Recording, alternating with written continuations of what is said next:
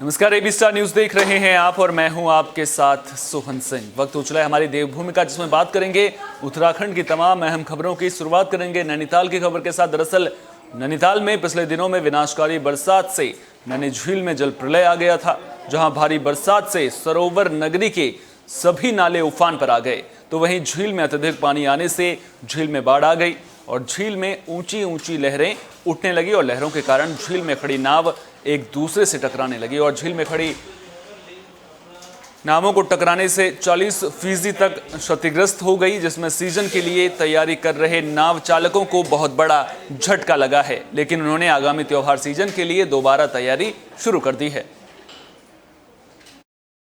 देखिए सर, 36 घंटे की बारिश में इतनी तबाही आई कि हमारे ये नैनीताल में हमारी बोटें जो हैं 40% डैमेज हो चुकी हैं। हम इनको जल्दी निकाल के अभी 2-4 दिन की धूप मिल जाए, इनको थोड़ा सा रिपेयरिंग हो जाए और हमारा ये अक्टूबर-नवंबर का जो कस्टमर है ये फिर आना स्टार्ट हो जाए, इनके लिए हम रंग रोगन का कार्य कर रहे हैं और जल्दी से जल्दी तैयार।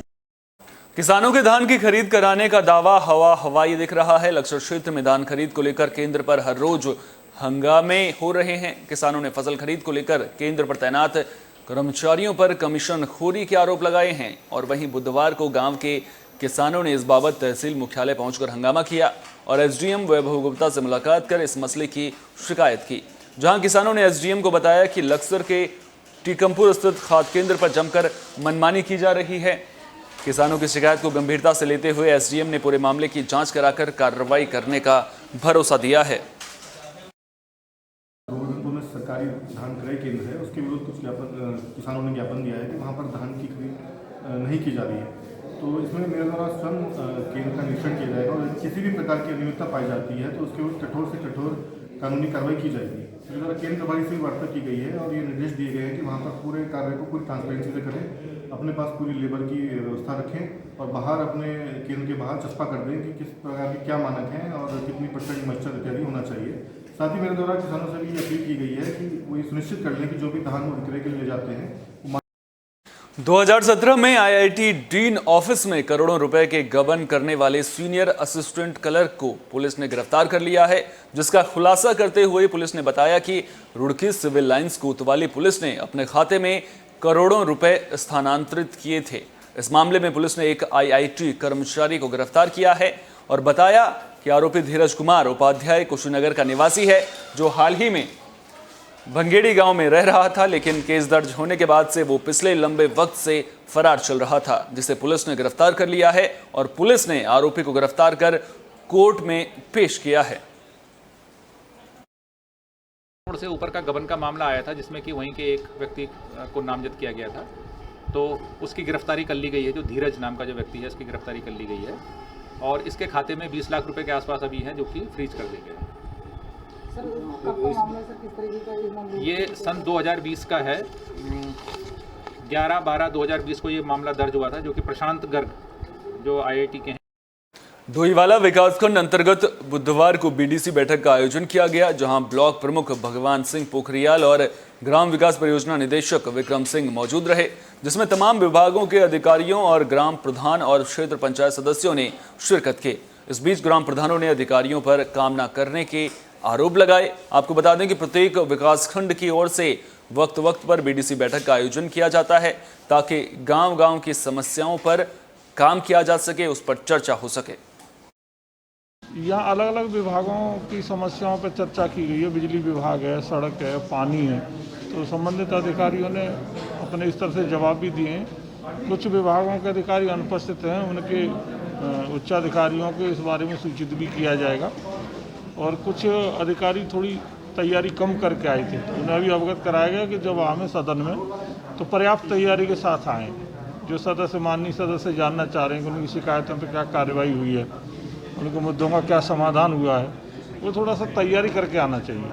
हम लोगों का इनके प्रति आक्रोश इसलिए था कि क्षेत्र के जो हमारे प्रधान जी हैं या क्षेत्र पंचायत सदस्य हैं या हमारे द्वारा जो इनको प्रस्ताव दिए जाते हैं, इन पे पीडब्ल्यूडी और विद्युत विभाग का कहना है कि इसमें माननीय विधायक जी की सहमति जरूर करवाई, नहीं तो ये कार्य नहीं हो पाएगा। इस तरह की पंचायत के जो कार्य हैं उन पर हमारा यही कहना था कि अगर क्षेत्र के जनप्रतिनिधियों का इसमें भागीदारी नहीं है, सहयोग नहीं है, तो विधायक जी से ही सारा काम करवा लीजिए। जो सरकारी विभाग के लोग हैं, चाहे वो यूपीसीएल हो, चाहे वो लोक निर्माण विभाग हो, चाहे कृषि विभाग हो, उद्यान विभाग हो, ये लोग जनप्रतिनिधियों की जो समस्याएं थी, जो क्षेत्र की समस्याएं, उस पर कोई सुनवाई नहीं करते हैं।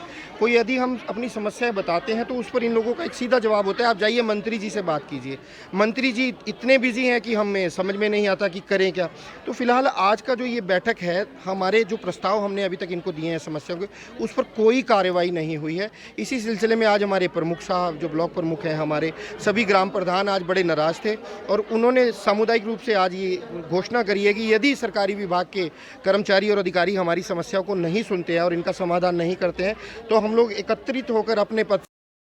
वहीं लक्सर में स्वस्थ भारत मिशन को लेकर नगर के स्कूल में डेंगू और कोरोना को लेकर लक्ष्मण नगर में जागरूकता अभियान चलाया गया, जिसमें नगरपालिका अध्यक्ष अम्बरीश गर्ग ने कॉलेज में दीपक जलाकर शिविर की शुरुआत की।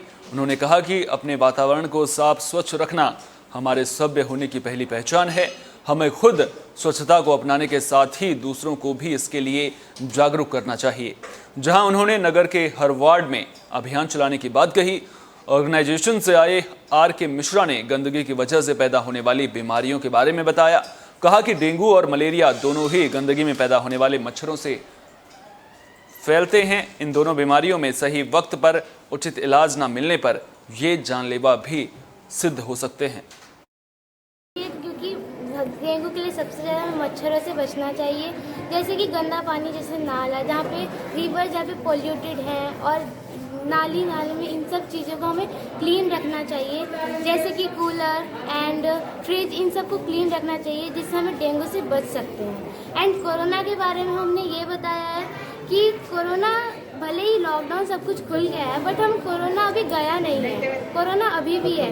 इसीलिए हमने कोरोना के बारे में सबको बताया कि कोरोना भी है, मतलब उसको अभी मास्क हमें इम्पोर्टेंट है। जो स्वच्छ भारत मिशन अभियान के तहत जो हमारा कार्यक्रम आज का जो आयोजन है, इसमें मेन रूप से कोरोना, जो कि अभी एक आम सी धारणा बनती जा रही है कि कोरोना बिल्कुल ख़त्म हो चुका है, और हमें इसी चीज़ को लोगों को समझाना है कि कोरोना अभी भी ख़त्म नहीं हुआ है। इससे रिलेटेड जितनी भी सावधानियां हैं वो हमें अभी भी पूरी तरह से फॉलो करना है। और ख़ासकर जो हर साल की तरह इस बार जो वायरल डिजीज़ जिसे हम कहते हैं, डेंगू है, मलेरिया, चिकनगुनिया वगैरह, ये सब जो है, उसके भी रोकथाम के लिए, उसके बचाव के लिए हमें क्या क्या करना है, उसके बारे में हम बच्चों को और इस पूरे शहर को जागरूक करने का काम कर रहे हैं। और आज हम उसी के कार्यक्रम के तहत इस लक्ष्य पब्लिक स्कूल लक्सर में आज हम लोग यहाँ पे। तो भले ही कोरोना के मामले काबू में हैं, लेकिन डेंगू मलेरिया का खतरा लगातार बना हुआ है। और जिस तरह से बरसात हुई है, उसके बाद पहले हम पाते थे कि 15 अक्टूबर तक डेंगू मलेरिया के मामले सामने आते थे, लेकिन बरसात ज़्यादा होने की वजह से अब मामले सामने आ रहे हैं। और आपको बता दें कि जो डेंगू का मच्छर होता है वो साफ पानी में पैदा होता है, वहीं पर पनपता है। इसलिए अगर आपको भी घर के आसपास साफ पानी इकट्ठा दिखे तो उस पानी को वहाँ से ज़रूर हटाएं। इसके अलावा मछली का जो लार्वा होता है उसे भी डेंगू के इलाज में कारगर माना जाता है, जो डेंगू के लार्वे को लेकर के कारगर माना जाता है। चलिए अब बढ़ते हैं अगली खबर की ओर। बात करते हैं अखिल भारतीय किसान सभा की। दरअसल बुधवार को अखिल भारतीय किसान सभा ने देश में बढ़ती महंगाई को लेकर जिला और तहसील मुख्यालय पर प्रदर्शन किया। किसानों ने कहा कि देश में बेतहाशा महंगाई बढ़ रही है, जिसकी वजह से मध्यम वर्गीय एवं किसान मजदूर बहुत परेशान है। जहां पेट्रोलियम पदार्थों के अलावा खाने पीने और रोजमर्रा इस्तेमाल होने वाली सभी वस्तुओं के दाम आसमान छू रहे हैं, लेकिन देश और राज्य सरकार इन सब को लेकर आंख बंद किए हुए है। इसलिए अखिल भारतीय किसान सभा प्रत्येक जिला तहसील मुख्यालय पर प्रदर्शन के जरिए महंगाई को रोकने की कोशिश कर रही है। डोईवाला में भी किसान सभा ने जोरदार प्रदर्शन करते हुए उप जिलाधिकारी के माध्यम से महामहिम राज्यपाल को ज्ञापन सौंपा और बढ़ती हुई महंगाई को कम करने की मांग की है। कि आज अखिल भारतीय किसान सभा देहरादून में नहीं, पूरे हिंदुस्तान के अंदर एक आंदोलन चला रखा है कि हर जिला मुख्यालय और तहसील मुख्यालय पर हम प्रदर्शन कर रहे हैं कि महंगाई के खिलाफ, जो आज महंगाई बेतहाशा बढ़ चुकी है। डीजल, पेट्रोल, गैस के अलावा भी खाद्य जो भी सामग्री है वो बेतहाशा रोज़मर्रा की चीज़ों में महंगाई हो चुकी है। आज पूरे हिंदुस्तान के अंदर अखिल भारतीय किसान सभा हर जिला मुख्यालय पर प्रदर्शन कर रही है।